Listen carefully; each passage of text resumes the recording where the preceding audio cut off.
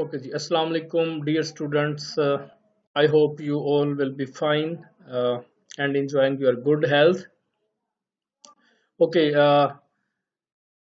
आजकल जो हमने शुरू किया हुआ है chapter number 6 number theoretic function, इसमें हम some type of number theoretic functions को डिस्कस कर रहे हैं। जैसे हमने टाउ फंक्शन है, सिग्मा फंक्शन है, उसके बाद मोबियस इन्वर्जन फंक्शन है, और फिर हमने उनकी कुछ प्रॉपर्टीज को डिस्कस किया।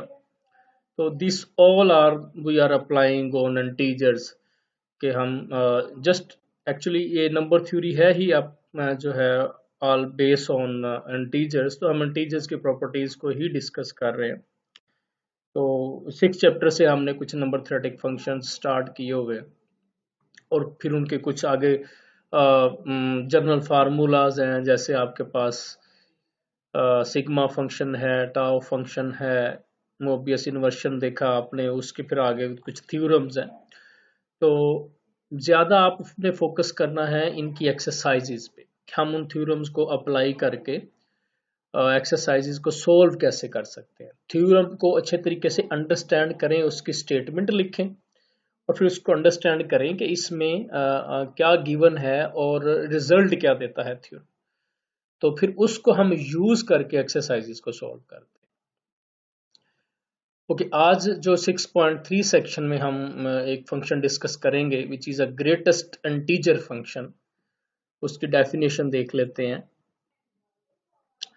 Okay, if you have any real number x, then its greatest integer function is denoted by this number, which is a bracket value of x. I think you already know this bracket value function from your calculus 1, because I think ये आपने calculus 1 में पढ़ा हुआ है कि greatest integer function या ये bracket function जो है x, अगर x is any real number, यहाँ पर आपके पास x is any real number, तो फिर उसका जो ब्रैकेट फंक्शन है वो क्या हो गया, that is a largest integer which is less और equal to x.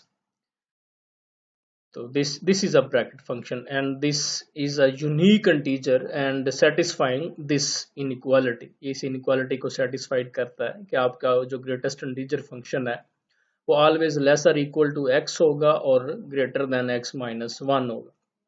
For example आपके ये इक्वल कब होगा, जब x इंटीजर होगा। तो और ये कुछ एग्जाम्पल्स हैं। फॉर एग्जाम्पल -3.2 है, तो इसको अगर सोल्व करें तो आपके पास -1.5 आता है। तो -1.5 से लेस इंटीजर देखना है और तो सब बाकी सब इंटीजर से वो ग्रेटेस्ट होना चाहिए, तो वो आपके पास -2 आएगा, क्योंकि फौरी जो -1.5 से पिछला इंटीजर आता है वो आपके पास -2 आता है। तो ये होता है इसका ग्रेटेस्ट इंटीजर। जैसे 1/3 है तो ये आपके पास 0.33 आता है। तो 0.33 से जो फौरन पिछले वाला इंटीजर है दैट इज अ 0, तो इसका आंसर 0 आ जाता है। तो mean you have x bracket value of x, or you can say the greatest integer function of x mean the largest integer which is less than x. x से जो पिछला integer है that is a greatest integer function. Okay, ये तो हमने definition आगे theorems में use करनी थी, इसलिए यह यहाँ पर हमने डिस्कस किया। ओके, नेक्स्ट हम जो इस मेन हमारा जो फोकस है इस सेक्शन में वो इस थ्योरम से, इस एग्जांपल से चले पहले हम कर लेते हैं कि आपके पास अगर कोई इंटीजर है और उसका आप फैक्टोरियल ले रहे हैं, जैसे 9 फैक्टोरियल है, तो 9 फैक्टोरियल यू नो कि आप इसको किस तरह लिखते हैं, 1 से लेकर 9 तक नंबर्स को मल्टीप्लाई करते हैं, तो वो आपके पास 9 फैक्टोरियल है। अब अगर आप ये देखना चाह रहे हैं कि ये 9 फैक्टोरियल में कोई एक फिक्स कर ले prime number which is less than n, और जो n को डिवाइड कर रहा हो इसको n फैक्टोरियल को, तो वो आपके पास कितनी दफा इसमें आएगा, इस प्रोडक्ट में, इस प्रोडक्ट को p जो है वो कितने टाइम्स, इस p फॉर एग्जांपल आप 2 सिलेक्ट कर लें या 3 सिलेक्ट कर लें, फॉर एग्जांपल 3 सिलेक्ट कर लिया तो 3 की पावर आपके पास 4 टाइम्स आ रही है। तो इस सेक्शन में हमारा जो मेन फोकस है वो ये है कि कोई भी अगर आप इंटीजर लें n और उसकी ये इसका फैक्टोरियल लें तो उसमें फिर देखना है कि कोई पर्टिकुलर प्राइम नंबर कितनी दफा अपीयर होता है। तो this is a main focus. Okay, ये जो थ्योरम है ये हमें ये इस एग्जांपल में अगर आप देखें तो जो 3 है वो 4 टाइम अपीयर हो रहा है, क्योंकि एक 3 इधर से आ जाएगा, एक 3 इधर से आ जाएगा जब इसको 3 टाइम 2 लिखेंगे, और 2 3 यहाँ से आ जाएंगे जब जिसको आप 3 पावर 2 लिखें। तो 3 टोटल कितने आ रहे हैं? 4। इसी तरह 2 जो है वो 7 टाइम्स आ रहा है, 5 जो है वो 1 टाइम्स आ रहा है, और 7 जो है वो भी 1 टाइम्स आ रहा है। इस थ्योरम को देखते हैं। Okay, if n is any positive integer and p a prime number, then exponent of the highest power of p that divides n factorial is this number, यानी sum of n over p power के, where p आपका exactly ये number है जिसको आप calculate कर रहे हैं कि वो n फैक्टोरियल में कितने टाइम्स आता है, यानी उसकी कितनी हाईएस्ट पावर n फैक्टोरियल को डिवाइड करती है। Okay, so this is a sum of this number where this p, for example अगर आप कैलकुलेट करना चाह रहे हैं, जैसे ये पिछली एग्जांपल थी, उसको एग्जांपल को अगर आप देखें तो 9 फैक्टोरियल है। इसमें अगर हमने ये देखना है कि 2 जो है p, अगर ओके p3 लिया हो तो इस 3 को ले लेते हैं, तो p जो है ये 3 है, तो यहाँ पर हमने सम लेना है k1 up to infinity. This is always ये जो आपके पास एक फाइनाइट नंबर आएगा। तो p यहाँ पे 3 है, 3 की पावर पहले 1 पे डिवाइड करेंगे, फिर प्लस 3 की पावर 2 पे डिवाइड करेंगे, तो फिर 3 की पावर 4 पे डिवाइड करेंगे। तो इस तरह डिवाइड कब तक करते चले जाएंगे जब तक ये जीरो नहीं हो जाता। तो दिस p के जो है ये जीरो कब होगा, ये वाला नंबर, जब p के पावर जो है वो ग्रेटर देन n आ जाएगी, तब हमने इसको डिवाइड नहीं करना, उससे पहले जितने डिवाइड हो उनका फिर हमने सम कर लेना।